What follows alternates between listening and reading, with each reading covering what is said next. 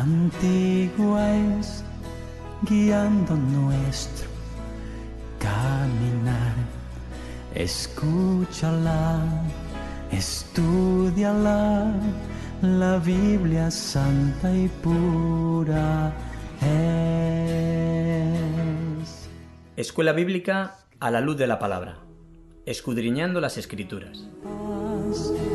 Danos fuerzas, líbranos, lejos estamos de... Luz a las Naciones, canal cristiano de comunicación, presenta A la luz de la palabra, un estudio expositivo de la palabra de Dios, una presentación minuciosa de toda la Escritura. Cambiándome, cambiándote, abramos porque es inspirada por Dios y útil para enseñar, para redarguir, para corregir, para instruir en justicia, a fin de que el hombre de Dios sea perfecto, enteramente preparado para toda buena obra. Escuela Bíblica a la luz de la palabra, escudriñando las Escrituras. heredado en esta edad, con sacrificio nos la dio Jesucristo, Hijo de Dios. Carta del apóstol Pablo a los Colosenses, por José Manuel Monjero. El misterio que había estado oculto desde los siglos y edades, pero que ahora ha sido manifestado a sus santos, a quien Dios quiso dar a conocer las riquezas de la gloria de este misterio entre los gentiles, que es Cristo en vosotros, la esperanza de gloria. Santa Biblia, luz verdad, cambiándome, cambiándote, abramos nuestro corazón, dejando la verdad impartir. Buenos días a todos. Como decía la canción, en la cruz borró mis rebelión. Ese es el tema que vamos a tocar hoy. Bueno, seguimos Colosenses capítulo 2, versículo 14 y 15. Anulando el acta de los decretos que había contra nosotros, que nos era contraria, quitándola de en medio y clavándola en la cruz, y despojando a los principados y a las potestades, los exhibió públicamente, triunfando sobre ellos en la cruz. Aquí hay una enseñanza, vamos a decir, completa, que empieza desde el versículo 10, sobre la obra de Cristo en la cruz, sobre qué ocurre realmente en la cruz.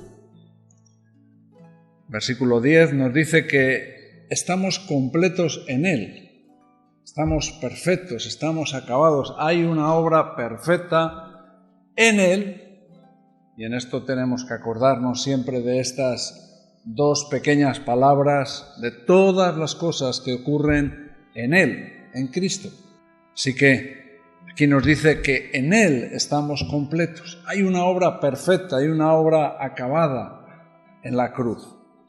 Después, versículo 11, nos habla que en Él, no fuera de Él, no por nuestras fuerzas, sino en Él, fuimos circuncidados con una circuncisión no como hacían los judíos, una circuncisión física, sino una circuncisión hecha no por manos de hombre. Somos circuncidados en Él.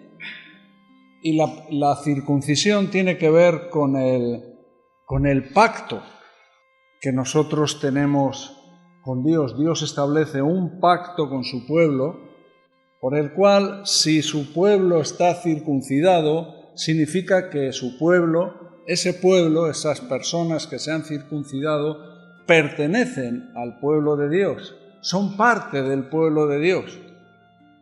Nosotros ya no nos circuncidamos, pero hay una circuncisión en Él por la cual nosotros entramos a formar parte de ese pacto. Así que no solamente estamos completos, sino que nos da un privilegio, un favor, una bendición, y es que somos parte de su pueblo, no por nada que nosotros hemos hecho, sino por lo que Él ha hecho. Versículo 12 nos habla sepultados con Él en el bautismo, en el cual fuisteis también resucitados con Él. Aquí nos está hablando en general nos habla de un nuevo nacimiento, de una nueva naturaleza, de que nosotros no podemos venir a la iglesia y esperar que por nuestro esfuerzo, esperar que por nuestra decisión, nuestro empeño, nosotros podamos mejorar nuestra vida, mejorarla al punto, porque no se trata de mejorar un poco, mejorarla al punto en el cual Dios diga, ahora esto es una obra perfecta, mejorarla al punto en el que podamos agradar a Dios de tal manera que podamos establecer una relación con Dios. Nosotros, lejos de ser capaces de establecer una relación con Dios, no podemos hacerlo a no ser que haya una nueva naturaleza, un nacer de nuevo, algo que Él produce. Hay un versículo que dice, de lo recibido de tu mano te damos.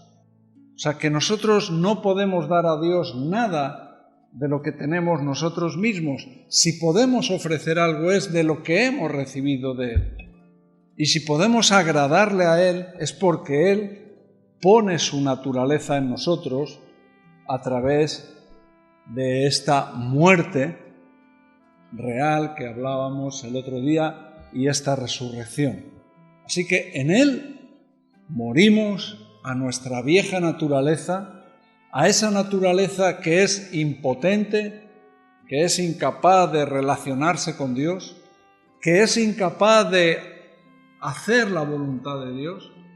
Morimos a esa naturaleza y resucitamos a una naturaleza nueva que sí puede estar dentro de la voluntad de Dios. Es un milagro. No solamente eso, versículo 13 nos habla, no solamente, sino que nos ha dado vida juntamente con Él. Él es el dador de la vida. Y nosotros tenemos esa vida abundante por estar en Él, juntamente con Él. Y ahora entramos en estos dos últimos versículos que nos hablan, que nos dan una idea de esa obra completa que Cristo hace en nosotros.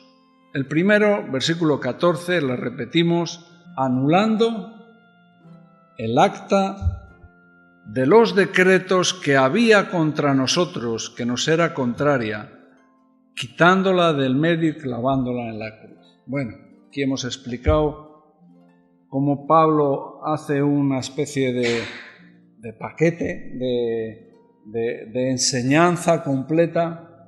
Pablo está animando a los colosenses, les está dando argumentos, les está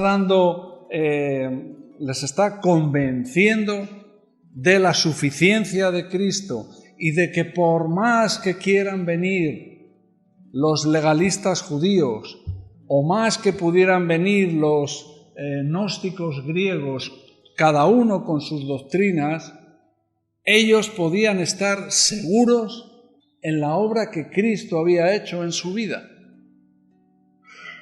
podían estar completamente confiados. Cristo ha hecho una obra completa y ahora entra en este tema.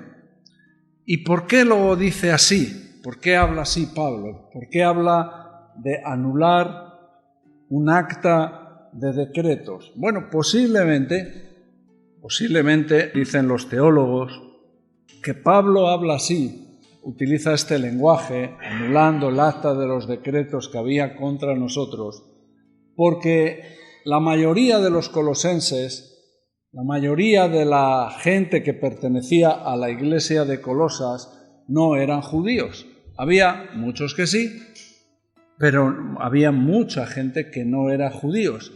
Entonces, para ellos sería difícil entender un idioma en el cual Pablo usaría los argumentos que tienen que ver con la ley de Dios para explicar lo que ha pasado en la cruz. Pablo no utiliza palabras aquí como expiación, que a los judíos sí que les podía haber explicado. Pablo no usa palabras aquí como sustitución. Son palabras que un judío entiende bien por la ley. Tenemos que aprovechar y aprovechar que igual estamos en este tema para hablar un poco un día sobre la ley. Para hablar, por ejemplo, sobre el tabernáculo, cómo el tabernáculo representa perfectamente esa relación del hombre con Dios a través de Cristo. Todo el mobiliario, todo lo que representa el tabernáculo, nos da una idea de cómo Dios establece una relación con el hombre. Y Pablo no usa ese lenguaje. Si hubieran sido judíos, todos judíos, la gente que hubiera estado en Colosas, a lo mejor sí, pero utiliza este lenguaje que es un lenguaje más bien jurídico, que hubiera usado un abogado. Y esto sí que lo entendemos nosotros también. Esto para nosotros es más fácil que hablar en términos más espirituales. Repito, si tuviéramos que hablar de la expiación, de la sustitución, de la reconciliación, de todo lo que ocurre en la cruz. Hace buen tiempo también dije que deberíamos de dedicar, cuando terminemos un poco con esta serie del Espíritu Santo que estamos hablando en los estudios, deberíamos de dedicar una serie para hablar de los beneficios de la cruz en esos términos. Entender todo lo que ocurre en la cruz. ¿Qué significa que ha habido una expiación? ¿Qué tiene que ver todo eso con nosotros? Porque son palabras que más tarde o más temprano nos encontramos en la Biblia.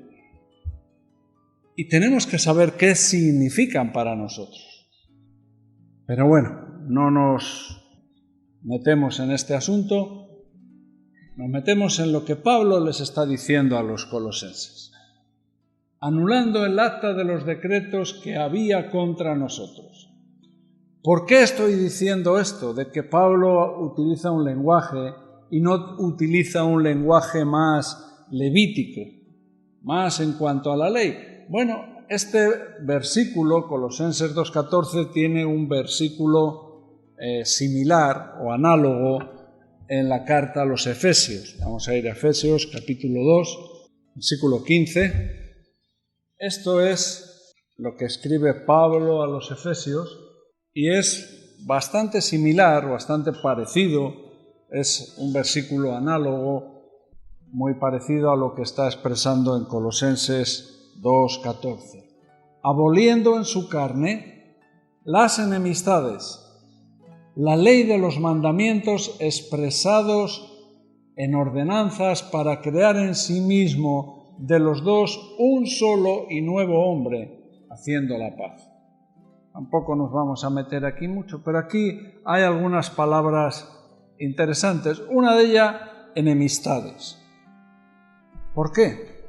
Porque en la condición en la que nosotros nacemos, en la condición en la que nosotros estamos a causa de nuestros pecados, por el quebrantamiento de la ley, por quebrantar la ley de Dios, por desobedecer la ley de Dios, por nuestros engaños, mentiras, celos, envidias, malos pensamientos. No es simplemente que somos un poco malos. No significa solamente, bueno, es que tienes muy malos pensamientos, a ver si cambias un poco. No, significa que nos hemos convertido en enemigos. Tenemos un problema bastante mayor. Hay declarada una enemistad. Cuando en la Segunda Guerra Mundial los japoneses atacaron la base americana de Pearl Harbor, el presidente hizo una declaración de guerra. Declaró oficialmente a Japón enemigo. No es solamente un sentimiento, era un problema jurídico. Japón se había convertido en un enemigo contra el que Estados Unidos estaba decidido a luchar. Y solamente con otro documento que firmó MacArthur, cuando Japón se rinde por completo después de las 2 bombas atómicas, solamente otro documento puede anular, o sea, ahí hay un problema jurídico. Ellos habían sido declarados jurídicamente enemigos y jurídicamente tendría que acabar esa situación declarando su rendición. Un cambio, tenía que haber un cambio, pero había un problema de documentos, de documentación, de algo que tiene que ver jurídicamente. Y aquí es lo que está diciendo, que hay un problema jurídico que tenemos. No es si somos un poquito malos, no es si somos un poco rebeldes, es que tenemos un problema legal con Dios, y es que somos ni más ni menos que enemigos. Y bueno, tú te puedes llevar mal conmigo. No es muy difícil, llevarse mal conmigo. Yo pongo bastante de mi parte en eso también. Te puedes llevar mal conmigo, puedes ser mi enemigo, pero bueno, eso tampoco te va a complicar la vida mucho. Pero cuidado si nuestra enemistad es contra Dios. Estos días que estábamos allí en Noruega, aquello es impresionante. Los fiordos, las montañas, la naturaleza. Te impresiona la creación de Dios. Pero te das cuenta que estás viendo una parte tan pequeña de la creación de Dios. Una parte tan pequeña que es una parte de este planeta. ¿Qué es eso comparado con la inmensidad del cielo, de las estrellas, la majestad de Dios? Cómo Dios ha creado todo, su poder, su inmenso poder, que es capaz de sostener, de que todo está en perfecto orden. El poder de Dios. Y tú piensas que nosotros hemos establecido una enemistad contra Dios. Además, no es que un día hemos hecho algo malo, es que lo hacemos constantemente. Cada día le recordamos, aunque no hace falta que se lo recordemos, cada día le recuerdas que eres enemigo. Cada día mostramos nuestra enemistad. Algo tiene que ocurrir. Así que somos enemigos. Y la otra cosa que nos ayuda este versículo parecido al de Colosenses es que habla de la ley de los mandamientos expresados en ordenanzas. Así que si volvemos a Colosenses, cuando está hablando aquí de este acta de los decretos que había contra nosotros, está hablando de la ley. Este acta de los decretos que había contra nosotros es lo mismo que esa ley de mandamientos. Está hablando de la ley de Dios. ¿Qué es lo que está diciendo? Bueno, Vamos a ir entendiendo qué es lo que nos está diciendo, qué es lo que está ocurriendo aquí. Y tenemos que entenderlo, repito, de una manera jurídica. Estamos en un pleito, tenemos una enemistad contra Dios. Dice Romanos, capítulo 3, versículo 19, pero sabemos que todo lo que la ley dice, lo dice a los que están bajo la ley, para que toda boca se cierre y todo el mundo quede bajo el juicio de Dios, ya que por las obras de la ley ningún ser humano será justificado delante de él, porque por medio de la ley es el conocimiento del pecado. Aquí Pablo, en esta carta a los romanos, nos aclara un poco que la ley es el documento acusador, es lo que nos acusa. ¿Por qué razón? Porque la ley es algo que nosotros somos incapaces de cumplirlo. La ley es algo que somos incapaces de cumplirlo. En Gálatas, capítulo 3, versículo 10. Porque todos los que dependen de las obras de la ley están bajo maldición.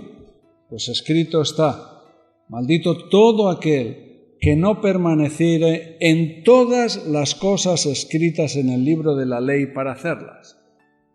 Aquí Pablo no habla de porcentajes, no está hablando de si somos capaces de cumplir un tanto por ciento de la ley, de si la cumplimos casi toda, de si, bueno, en gran manera hemos ido mejorando. No, aquí lo que está diciendo textualmente, maldito todo aquel que no permaneciere en todas las cosas escritas. Entonces, tenemos un problema, y tenemos un problema de enemistad con Dios, y tenemos un problema de quebrantamiento de su ley, de que si no la obedecemos toda, nuestra situación es una situación de maldición.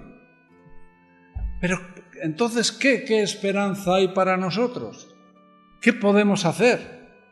Nos está diciendo que somos enemigos de Dios, la palabra. Nos está diciendo que si no cumplimos toda la ley, estamos en una situación de maldición. Y al mismo tiempo nos está diciendo, y además te digo, eres incapaz, nunca podrás cumplir toda la ley. Por eso el hombre nace en esa condición y permanece en esa condición, a no ser de que ocurra algo. Pero ese algo no es algo que nosotros podemos hacer. Pero mira lo que dice Romanos, capítulo 8. Aquí hay una buena noticia. Lo que pasa es que vamos a tener que ver algunos versículos. Hoy vamos a tener que manejar la Biblia un poquito. Aquí dice en el versículo 2 de este capítulo 8 de Romanos, porque la ley del Espíritu de vida en Cristo Jesús me ha librado de la ley del pecado y de la muerte. Algo ha pasado en Cristo, por lo cual me libra de la ley del pecado. Por eso Pablo puede decir que hay un acta de decretos que están en contra de nosotros, que son contrarios, que nos acusan, que ha quedado anulada, borrada. ¿Por qué? ¿Por qué es posible que algo pase así? Por una razón, y es porque Cristo ha cumplido la totalidad de la ley. Cristo cumple perfectamente toda la ley ceremonial, toda la ley moral está cumplida en Cristo. Y nosotros en Él cumplimos con esta. Nosotros, al estar bautizados en su muerte, nosotros al resucitar con Él, nos convertimos en personas justificadas, personas que ya la ley que nos acusa queda sin efecto por causa de que Él ha cumplido todos los decretos de la ley.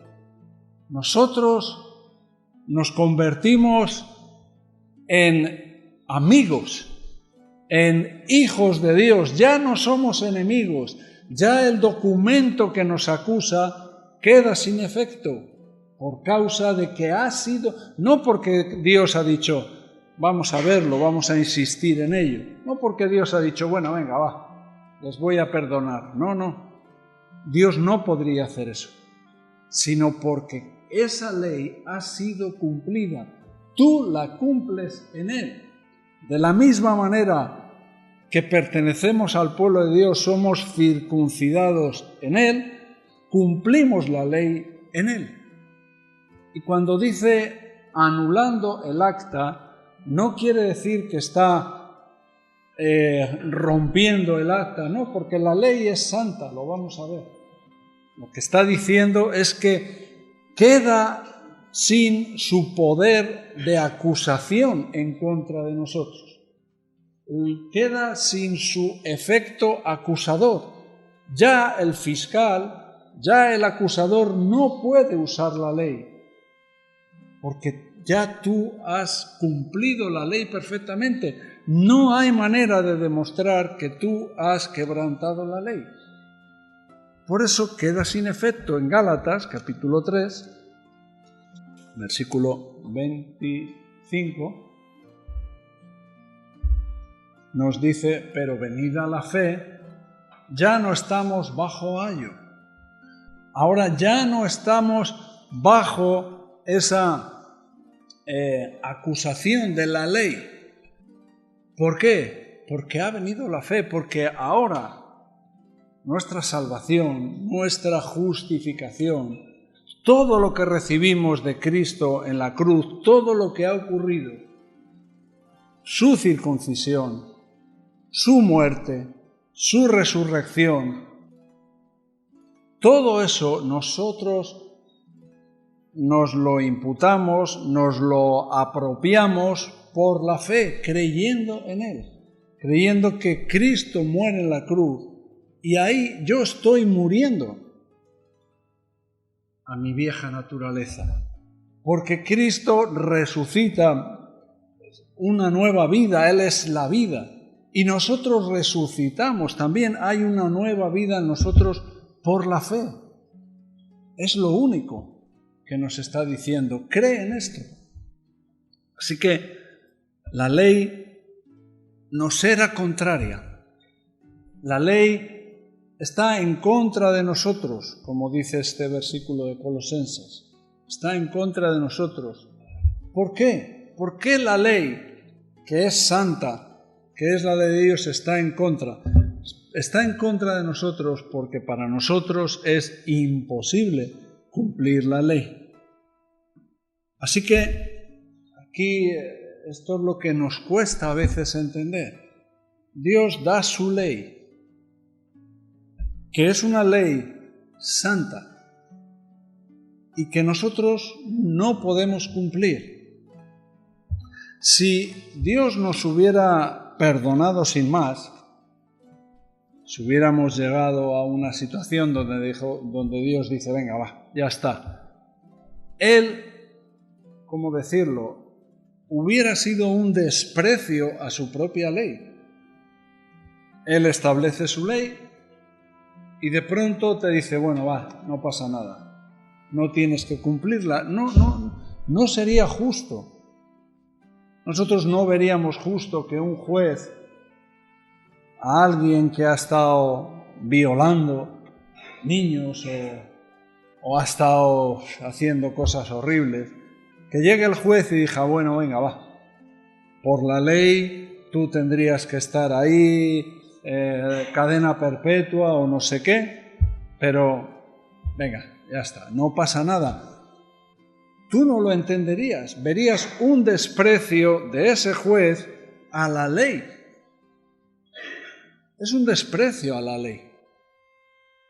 Y Dios no va a hacer un desprecio a la ley. Es como si Dios mismo quebrantara la santidad de su propia ley. O sea, santa, la ley es santa, pero Dios no la tiene en cuenta. No sería lógico, no sería normal. Dios no puede quebrantar la santidad de su propia ley, lo perfecto de su propia ley. La ley es perfecta. Pero entonces, ¿qué hacemos? La ley es perfecta. Dios no puede ir en contra de ella, quebrantaría su santidad.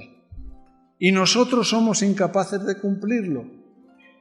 Pero al morir Cristo en la cruz, es vamos a decir, el remate, se cumple perfectamente, se acaba perfectamente con el cumplimiento de toda la ley, toda.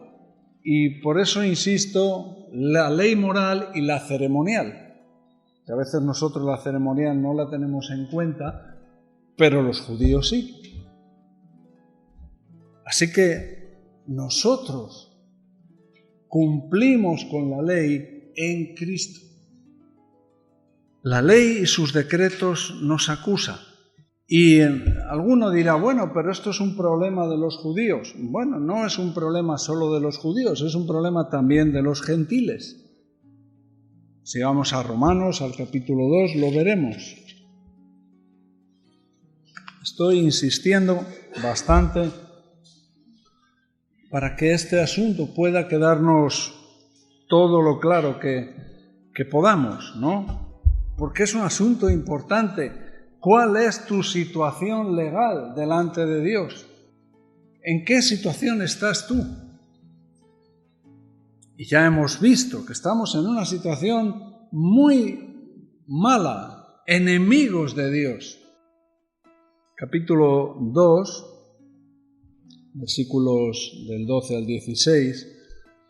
Porque todos los que sin ley han pecado, sin ley también perecerán. Y todos los que bajo la ley han pecado, por la ley serán juzgados. Porque no son los oidores de la ley los justos ante Dios, sino los hacedores de la ley serán justificados. Y atención, porque cuando los gentiles que no tienen la ley hacen por naturaleza lo que es de la ley, estos, aunque no tengan ley, son ley para sí mismos, mostrando la obra de la ley escrita en sus corazones. Aunque no somos judíos, aunque no hemos recibido esa ley por medio de Moisés como ellos lo recibieron, nosotros tenemos de una manera milagrosa o espiritual esa ley grabada en nuestros corazones. Y por eso sabemos que no está bien robar. Eso está en nuestras conciencias. Y cuando has robado, tú sabías en tu conciencia que eso estaba mal. Por eso sabemos que no está bien matar. Por eso sabemos que no está bien las cosas que dicen la ley. Porque son cosas que están escritas en nuestros corazones. Así que no solamente a los judíos, sino incluso a los gentiles. Así que Pablo insiste en este tema y toca este tema de Colosenses, anulando el acta de los decretos que nos era contraria, porque los colosenses estaban en esa situación. Los colosenses estaban siendo atacados constantemente, lo he repetido ya, por el legalismo judío que les hablaba de la ley, que les hablaba del cumplimiento ceremonial de la ley, que les hablaba de cumplir el Sabbat, que les hablaba de las comidas. Luego Pablo les va a ir dando detalle por detalle, y también Pablo les vacuna, por decirlo de alguna manera, les ayuda a los colosenses de las acusaciones de los griegos, que les hablaban del culto a los ángeles, de toda la filosofía que los griegos estaban queriendo inculcar, meter en esta iglesia. Que en definitiva es lo que hemos ido hablando durante todo este tiempo. Cristo no es suficiente. Necesitamos a Cristo, es lo que le venían a decir todos estos grupos. Tú necesitas a Cristo y a la ley. Tú necesitas a Cristo y cumplir ciertas cosas. Tú necesitas a Cristo, pero también parte de la cultura de los griegos y de todo su sistema de adoración. De una manera o de otra, Cristo no es suficiente. Por eso Pablo no cesa de dar argumentos a los colosenses para que no sean engañados. ¿Os acordáis que hablamos de las palabras persuasivas? Bueno, para que no sean engañados ni por el contenido, ni por el envoltorio, ni por la forma como se les presentan las cosas. Pablo está protegiendo. ¿Y cómo lo hace? ¿Cuál es el argumento de Pablo? ¿Cuál es su teología? Lo hace hablando de Cristo. Lo hace hablando de la cruz de Cristo. Lo hace hablando de todo lo que ocurre de manera espiritual en la cruz. Y en la cruz, volvemos ahí a Colosenses, en la cruz se anula el acta de los decretos que había contra nosotros, que nos era contraria. En la cruz Pablo no rompe la ley, no dice que la ley queda abolida. Cristo, el Mateo, lo dijo: yo no he venido a abrogar la ley. Él no ha venido a romper la ley, a dejarla, a que no tenga ningún tipo de validez. No, porque la ley es santa. Lo que Cristo les dice en Mateo: no, yo he venido a darle cumplimiento. Entonces, el acta de los decretos, las ordenanzas, esos mandamientos que nos eran contrarios, que había contra nosotros, han quedado sin efecto, no porque Cristo lo ha roto, sino porque le ha dado cumplimiento. Nosotros en Él lo cumplimos. Además, de dos formas, o hay dos puntos aquí. Una, el acta de los decretos tenía punto por punto lo que la ley dice que se debe de hacer y lo que la ley dice lo que no se debe de hacer. Entonces, Cristo anula punto por punto todos esos asuntos. Así que Cristo, de manera perfecta, y lo repito otra vez, cumple la ley moral y espiritual en cada uno de sus puntos. Así que el acta de los decretos, que era contraria a cada decreto, cada mandamiento, ha quedado sin efecto para nosotros porque Cristo lo cumplió, cada uno de ellos. Pero también, no solamente punto por punto, sino el acta misma, la ley misma, ha quedado sin efecto. Y repito, no porque Cristo ha roto con la ley, sino porque le ha dado cumplimiento perfectamente. Vamos a ver un versículo en Hebreos capítulo 7, versículo 12. Porque cambiado el sacerdocio, necesario es que haya también cambio de ley. ¿A qué se refiere con cambiado el sacerdocio? Bueno, hasta ese momento de cambio entre el Antiguo y el Nuevo Testamento, el sacerdocio era un sacerdocio levítico, según la orden de los levitas, de los descendientes de Aarón. Y había una especie de suerte, suerte para ver quién le tocaba ofrecer sacrificios, y ese sacerdocio no era perfecto. ¿Por qué? Porque había que repetir constantemente los sacrificios. Sin embargo, hay un cambio de sacerdocio y entra el sacerdocio según el orden de Melquisedec, que es el sacerdocio de Cristo.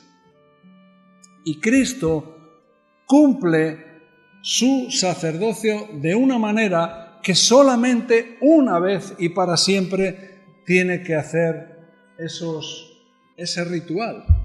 Cada año el sacerdocio levítico tenía que sacrificar un cordero. Cristo es el Cordero de Dios que quita el pecado del mundo. Él ha muerto una vez y ya está. No necesitamos un sacrificio anual.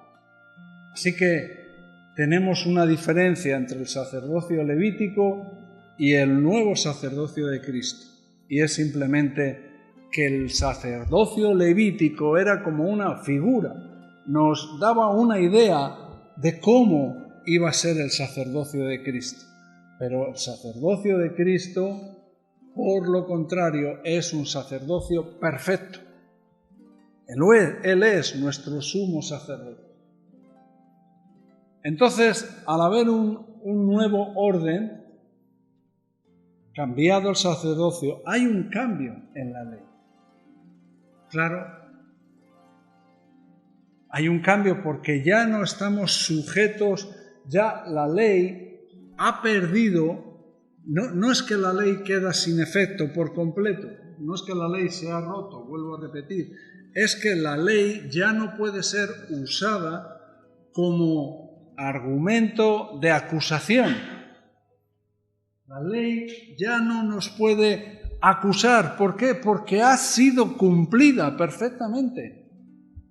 Es como si viene ese vigilante celestial y me dice, que acuérdate de tus malos pensamientos, de tus mentiras, de tus engaños, de todas las cosas por las cuales tú mereces morir.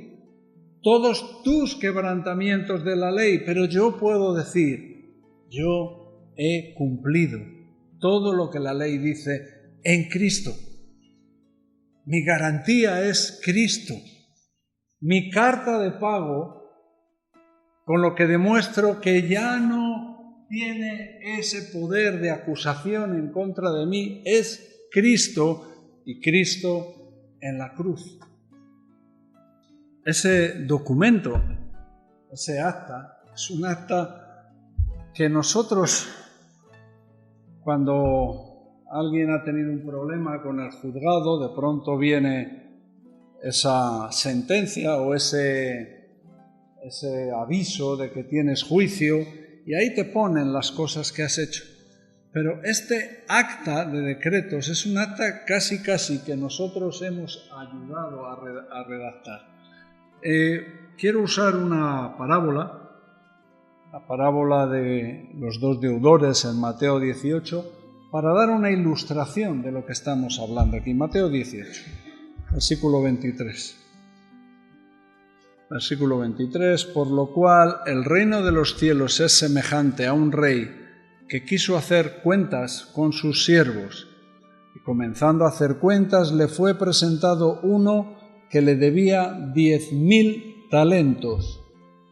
A este, como no pudo pagar, ordenó su señor venderle y a su mujer e hijos y todo lo que tenía para que se le pagase la deuda.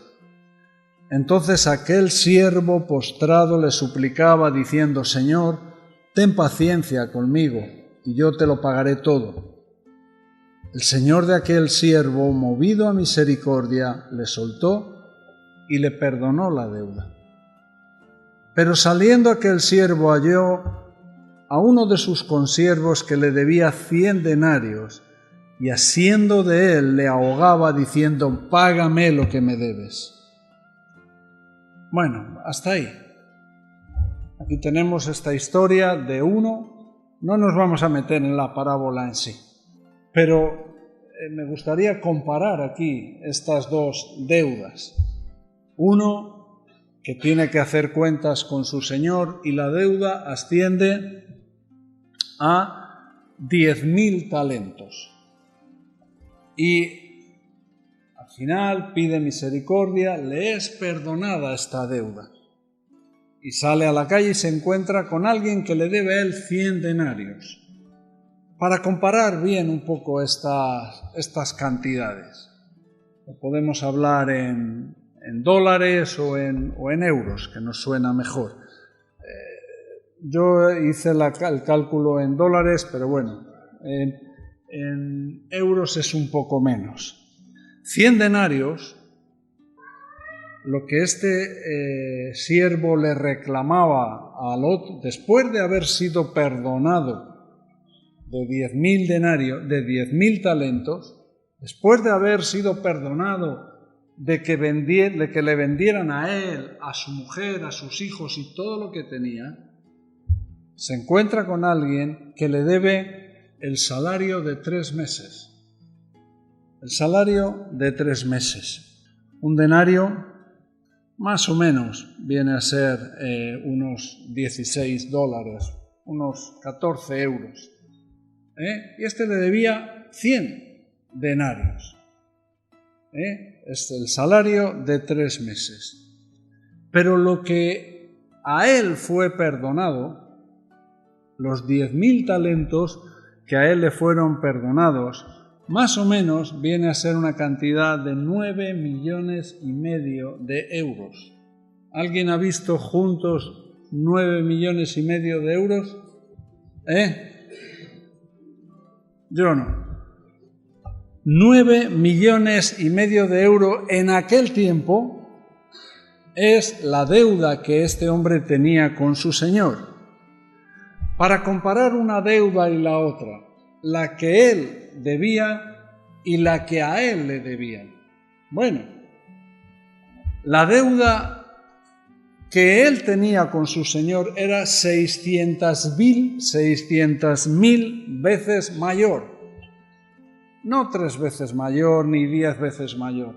600.000 veces mayor es lo que le fue perdonado que lo que él reclamó a su consiervo. 10.000 talentos es el salario de 1.800.000 meses de trabajo. He dicho bien, 1.800.000 meses de trabajo. Para que alguno no esté haciendo cálculos, esto es lo que el trabajo de 150.000 años. 150.000 años.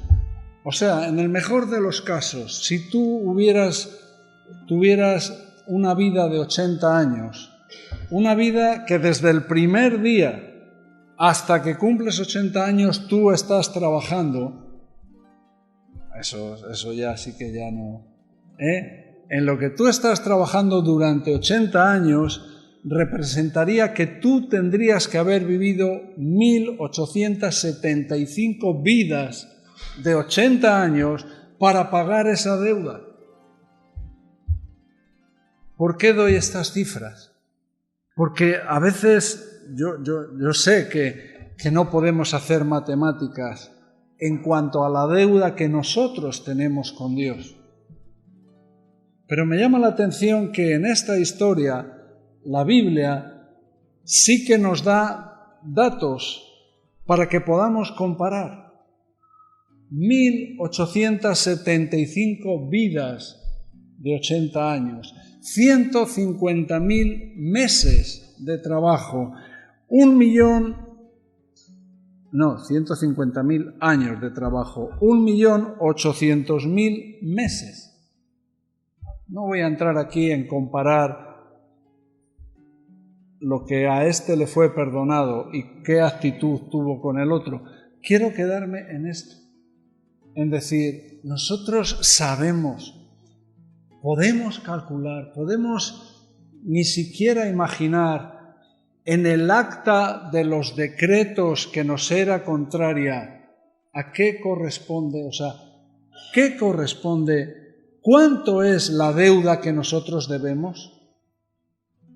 Que cada día, además es que es una acta de los decretos que era contraria, a la cual cada día le añadimos cosas. Cada día ponemos más precio.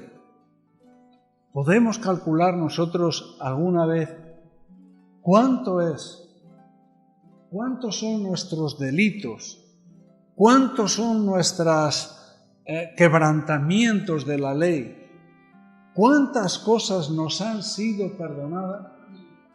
Yo creo que alguna vez sí que nos vendría bien meditar un poco.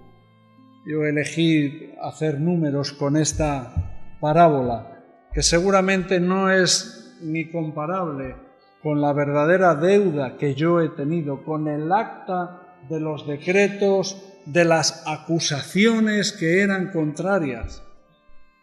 Porque eso me tiene que ayudar a entender un poquito mejor qué significa que el acta de los decretos que nos era contraria ha sido anulada, de lo que yo he sido perdonado. Tú imagínate, si aquí cada uno de los que estamos aquí somos deudores de 10.000 talentos, cada uno. Estaríamos rodeados ya por la policía aquí, pues. La deuda que nos ha sido perdonada. Y si no ha sido perdonada, creo que es bueno que te asustes y que te des cuenta el problema que tú tienes con Dios. ¿En qué consiste tu enemistad con Dios? ¿Qué es ese acta de decretos? No es un papelito así. Es un papelito largo, y bien largo, llena de días, momentos, pensamientos, acciones, obras. Pero Pablo les está dando una buena noticia a los colosenses. Lo que Cristo ha hecho en la cruz es mucho más que mejorar tu vida. Es mucho más que ayudarte a que cambies un poco. Ha anulado, ha borrado ese poder acusatorio que tenía la ley en contra tuya, de semejante deuda, de semejante problema que teníamos.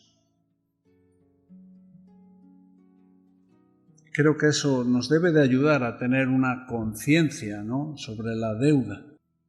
Romanos capítulo 12 nos dice en el versículo 2: no os conforméis a este siglo, sino transformaos por medio de la renovación de vuestro entendimiento, para que comprobéis cuál sea la buena voluntad de Dios, agradable y perfecta. Aquí nos habla de una voluntad de Dios que es agradable y perfecta y buena, pero que en nuestra condición esa buena voluntad de Dios se ha convertido en ese poder acusatorio, en esa acusación que teníamos, pero Cristo al morir en la cruz ha dejado sin efecto. Hay una ley prácticamente en cada país, y ahora mismo no sé decir qué artículo, pero hay una ley por la cual un hombre no puede ser acusado 2 veces por el mismo delito. Tú no puedes ser acusado 2 veces, o sea, has robado un coche, lo que sea, te pillan, vas a la cárcel, sales y te vuelven a acusar por lo mismo. No puede. La ley no lo permite. Gracias a Dios. Aquí están aplicándose ese principio exactamente. No tenemos que pagar ese delito porque ha sido pagado ya. No tenemos que sufrir las consecuencias del quebrantamiento de la ley, que es la muerte. La paga del pecado es muerte, ese quebrantamiento de la ley que nos llevaría a morir, porque ya Cristo ha muerto por nosotros en nuestro lugar. No tenemos que pagar esa deuda. Son buenas noticias. Buenas noticias. Me acuerdo de cuando la historia de Lutero, el principio un poco de su... ¿qué es lo que hizo Lutero? La Reforma. Reforma, muy bien. ¿Quién lo ha dicho? Reforma. Ah, tú. Bueno, el principio de la Reforma empieza con clavar en la puerta de la Iglesia las 96 tesis, cosas en las que no estaba de acuerdo, que creía que debían de ser reformadas. Entonces era la costumbre clavarlo en un lugar público y bien alto para que la gente lo viera. Aquí es lo que está diciendo Pablo, que está ocurriendo. Quitándola del medio y clavándola en la cruz. Colosenses 2:14. Fue quitándola del medio y clavándola en una cruz. Ese documento, o sea, cuando alguien cancelaba su deuda, cuando alguien había pagado esa deuda, se buscaba un lugar público y bien alto para que todo el mundo pudiera saber que ya ese hombre era libre, que ya esa persona había cancelado su deuda. Era la costumbre de aquel tiempo también. O sea, el documento se hacía público, era un documento público para que la gente supiera que él ya no tenía esa deuda. Eso es a lo que Pablo se está refiriendo. Quitándola del medio, quitándole ya su protagonismo y clavándola en una cruz. Por esos clavos que atravesaron las manos de Cristo, el clavo que atravesó sus pies. Eso es lo que fue utilizado, es la analogía que Pablo usa para decir, de esa manera ha quedado públicamente expuesto eso, que esa acción de levantar a Cristo en esa cruz es lo que demuestra que nuestra deuda ha sido cancelada. Cada vez que podemos imaginar, que podemos ver a Cristo ahí en la cruz, mucha gente, le da un enfoque muy trágico, ¿no? Y bueno, Cristo sufrió en la cruz, Él llevó ahí nuestras enfermedades, sufrió nuestros dolores, hubo un sufrimiento, pero ahí estaba clavándose el acta de los decretos que nos era contraria. Ahí está nuestra libertad, ahí está nuestra liberación, ahí ha quedado sin efecto ese poder que tenía Satanás para tomar la ley y acusarnos en esos clavos que fueron clavados en la cruz. Así que eso es algo que le podemos recordar a Satanás. Mira, el acta de los decretos que nos era contraria, el argumento que tenías para ir en contra ha sido anulado en la cruz. No tienes ya ahora con qué acusarme. No quiere decir que Satanás está ya sin poder y sin que ya no puede, no. Quiere decir que le hemos quitado, que Cristo le ha quitado la herramienta que estaba usando constantemente para acusarnos, que es la ley de Dios. Y bueno, creo que vamos a dejar para otro día el versículo 15. Despojando a los principados y a las potestades, los exhibió públicamente, triunfando sobre ellos en la cruz. Esto simplemente es como una especie de colofón, de remate final, ¿no? De cómo Pablo les escenifica, les habla a los colosenses de que realmente lo que Cristo ha hecho es una victoria. Y lo hace con este ejemplo, como hacían los generales romanos. Los generales romanos cuando entraban cuando habían conquistado un territorio, entraban en Roma y entraban con todas las armas que le habían despojado a su enemigo. Esto era una costumbre hasta la Segunda Guerra Mundial también se hacía. Cuando los alemanes fueron derrotados en la Segunda Guerra Mundial, hacían desfiles, ¿no? Y se ponían los aliados y los alemanes tenían que ir dejando sus armas del que había vencido la guerra. Eran despojados de las armas con las cuales habían estado matando a los aliados. Aquí es lo que les está diciendo. Esta herramienta, estas armas que Satanás tenía para ir en contra de nosotros, le ha sido quitada, le ha sido despojado. Y no solamente le ha sido despojado, sino que públicamente, igual que hacían los generales romanos, que ahí detrás de él llevaban a los reyes que habían sido conquistados, atados, sin poder, les exhibía públicamente para que todo el mundo supiera que habían sido derrotados, ¿no? Esto es lo que Cristo hace. No solamente, dice en el versículo, despojando, versículo 15, a los principados y a las potestades, los exhibió públicamente, triunfando sobre ellos en la cruz. El diablo pensó que había obtenido una victoria sobre Cristo en la cruz, que la cruz que se convirtió en un campo de batalla.